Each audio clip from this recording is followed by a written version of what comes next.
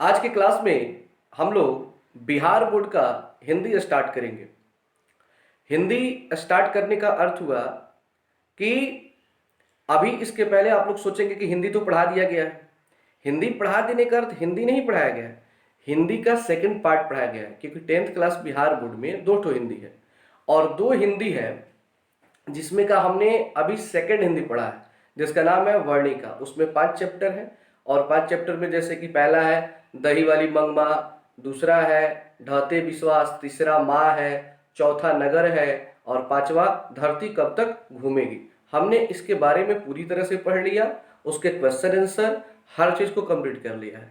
आज की क्लास में हम लोग जो हिंदी का पहला भाग है उसको हम लोग स्टार्ट करने जा रहे हैं, ठीक है। तो सबसे पहले चैप्टर को शुरू करने से पहले मैं थोड़ा इस किताब के बारे में कुछ कुछ आपको बता दूं। आप जान लीजिए कि इस किताब में टोटल 24 यानी कि 24 पार्ट है। 24 पार्ट होने का अर्थ ये हुआ कि इसमें स्टार्टिंग में मतलब शुरुआती में 12 जो चैप्टर हैं, 12 पार्ट हैं, वो आपके कहानी है, मतलब जिसको हम लोग कहते हैं गदखंड। क्या कहते हैं? गदखंड। और 12 चैप्टर पढ़ने के बाद हमें 12 जो चैप्टर पढ़ने होंगे वो है पदखंड, जिसको हम लोग कविता कहते हैं। क्या कहते हैं? कविता कहते हैं। तो हम 12 कहानी पढ़ेंगे और 12 कविता पढ़ेंगे।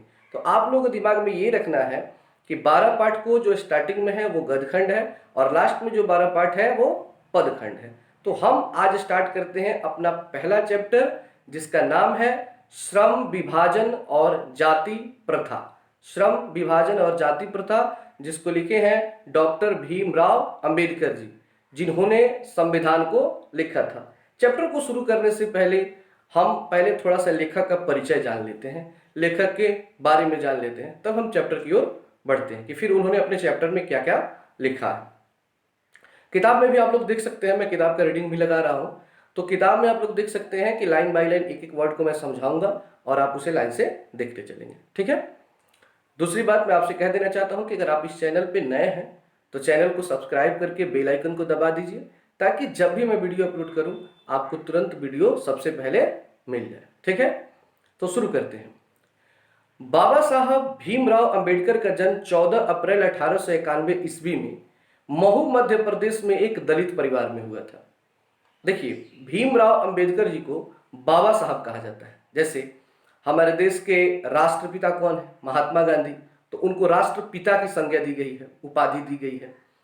पंडित जवाहरलाल नेहरू हमारे देश के प्रथम प्रधानमंत्री, उनको अंकल यानी चाचा जी कहा जाता है। उसी तरह भीमराव अंबेडकर जी को बाबा साहेब कहा जाता है। क्या कहा जाता है? बाबा साहेब कहा जाता है। तो इनका जन्म हुआ था 14 अप्रैल 1891 को महू जिला, मध्य प्रदेश राज्य, मध्य प्रदेश जिसको हम लोग कहते हैं एमपी। तो एमपी राज्य में एक महू जिला है जहां पर इनका जन्म 14 अप्रैल 1891 ईस्वी में हुआ था। किनका जन्म हुआ था? तो भीमराव अंबेडकर का जन्म। और वो हुआ था एक दलित परिवार में। दलित परिवार का अर्थ क्या होता है? जो मतलब हिंदू धर्म में जो छोटे कास्ट के लोग होते हैं, जैसे कि आप लोग कह सकते हैं डोम, जैसे आप लोग सुने होंगे। तो उस कास्ट से, मतलब सबसे निचले कास्ट से, सबसे छोटे जाति से ये थे और देश के सबसे बड़े मतलब विद्वान, जिन्होंने संविधान को लिखा, जिनको संविधान लिखने का कार्यभार सौंपा गया। तो ये कोई छोटी बात नहीं है। इसलिए हम नहीं कह सकते हैं कि ज्ञान किसी जाति विशेष के लिए होता है। ज्ञान किसी को भी हो सकता है, वो अपने मेहनत के दम पे आगे बढ़ सकता है, न कि जाति के दम पर। मानव मुक्ति के पुरोधा बाबा साहब अपने समय के सबसे सुपठित जनों में से एक थे। मतलब वो अपने जमाने में, उनके टाइम, अभी के टाइम की बात नहीं हुई, वो अपने टाइम में मतलब सभी लोगों में, पढ़े लिखे व्यक्ति में एक जाने माने व्यक्ति थे, जिनको लोग एक पढ़े लिखे व्यक्ति के रूप में जानते थे। देखिए, आज के टाइम में लोग कोट पैंट पहनते हैं तो लगता है कि मतलब कोई पढ़ा लिखा वीआईपी आदमी है, लेकिन वो उस टाइम में कोट पैंट पहनते थे, क्योंकि जो पढ़े लिखे लोग होते हैं वो ज्यादातर कपड़े पर अपना बड़ा ही ज्यादा ध्यान देते हैं।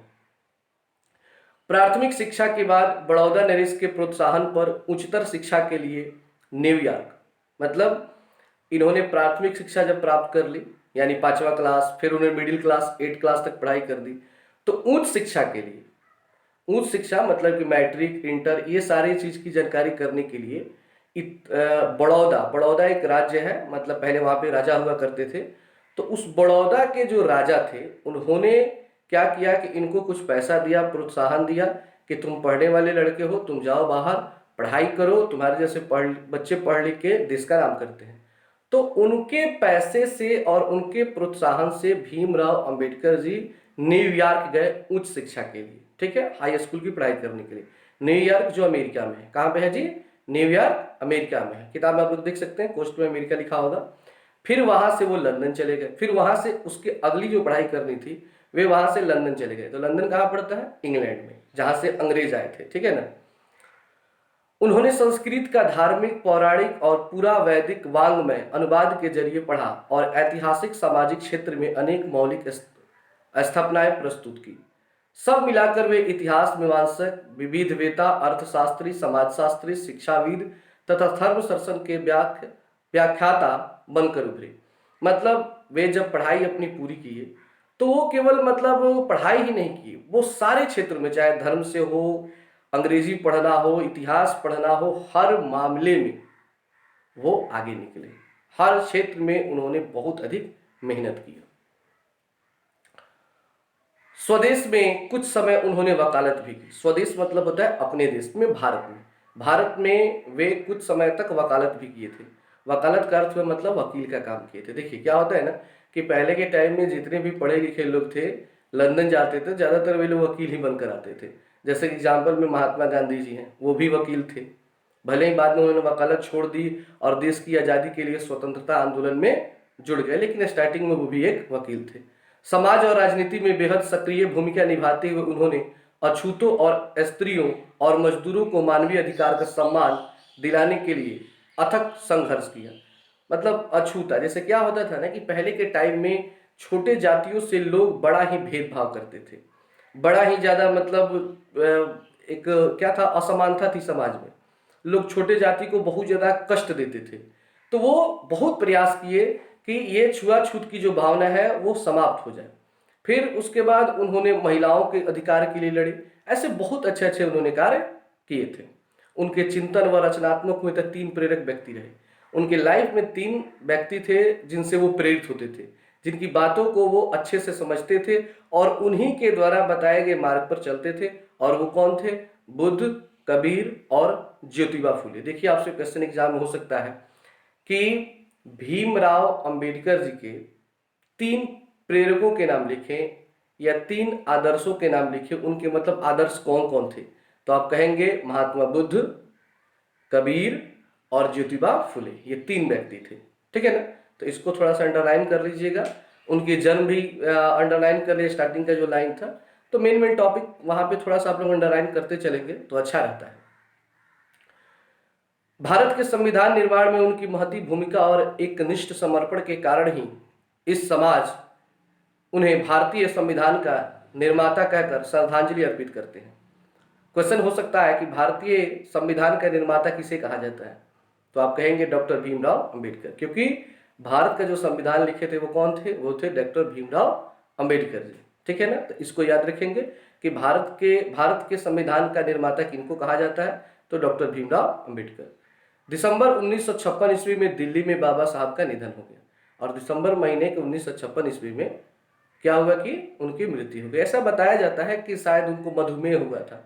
मधुमेह यानी कि वो जो डायबिटीज बोलते हैं, चीनिया रोग, शुगर, वही हुआ था जिसके चलते इनकी मृत्यु हो गई थी।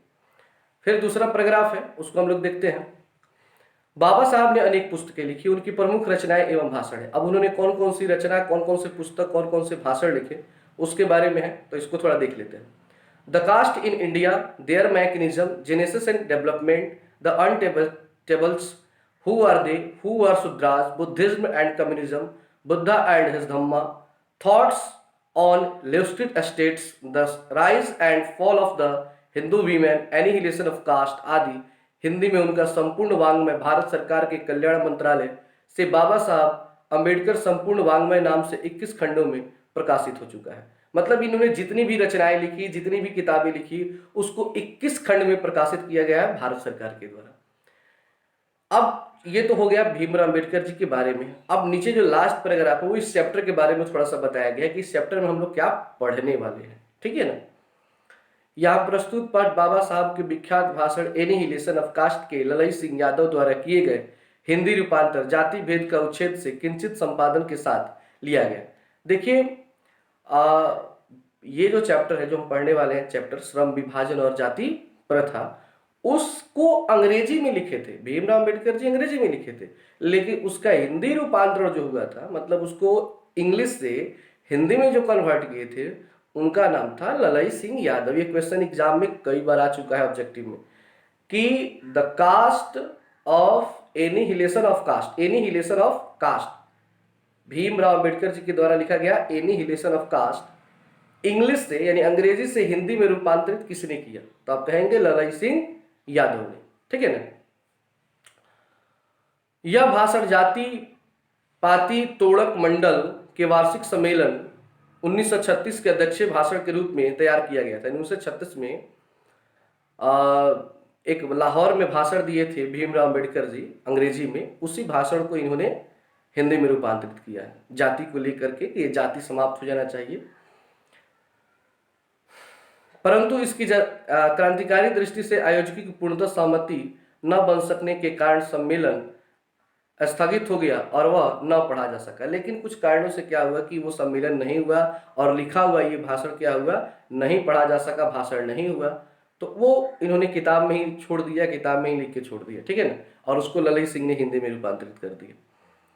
परंतु इसकी क्रांतिकारी दृष्टि से आयोजकों की पूर्णतः सहमति न बन सकने के कारण सम्मेलन स्थगित हो गया और पढ़ा ना जा सका। बाद में बाबा साहब इसे स्वतंत्र पुस्तिका का रूप दिए। प्रस्तुत आलेख में भारतीय समाज में श्रम विभाजन और जाति प्रथा, मतलब कि टोटल इस चैप्टर में यही है कि लोगों के साथ कितना ज़्यादा भेदभाव किया गया, इस समाज में कितना ज़्यादा अत्याचार किया गया है जाति के नाम पे, टोटल इस चैप्टर में उन्होंने वर्णन संक्षिप्त रूप में कर दिया है। तो एक बार आप लोग किताब को बढ़िया से ये जो इनका परिचय अच्छे से पढ़ सकते हैं और अच्छे से समझ भी सकते हैं, और दिमाग में इसमें जो भी ऑब्जेक्टिव आपके लगता है उसको बना करके आप लोग नोट भी कर सकते हैं। वैसे मैं हर चैप्टर का ऑब्जेक्टिव लिखवाऊंगा लाइन बाय लाइन, ठीक है ना, तो उसका भी टेंशन आपको नहीं रखना है। दूसरी चीज़, इसकी पढ़ाई कैसे होगी, अभी तो मैं इसको पढ़ रहा हूँ, समझा रहा हूँ, ये तो मेरा लाइव वीडियो होगा जितना भी, लेकिन जब क्वेश्चन आंसर होंगे तो आपको पीडीएफ के द्वारा, जैसे कि और सारे भी वीडियो आप देख सकते हैं चैनल पे, पीडीएफ में टाइप करके क्वेश्चन आंसर आपको कराए जाएंगे, उसमें समझाए जाएंगे और पीडीएफ के द्वारा आपको लिखवाया जाएगा क्वेश्चन, फिर इसका ऑब्जेक्टिव लिखवाया जाएगा और सब्जेक्टिव दोनों लिखवाया जाएगा। तो आज के लिए इतना ही। कल हम चैप्टर को शुरू करेंगे और चैप्टर को एक ही वीडियो में कल कंप्लीट कर देंगे। छोटा सा चैप्टर है, मात्र 2 पेज का।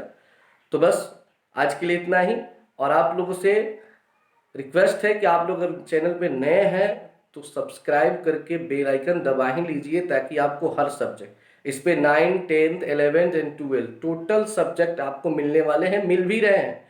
बहुत सारे क्लास के चैप्टर शुरू भी हो गए हैं और जल्द ही जो बचे हुए हैं वो स्टार्ट हो जाएंगे।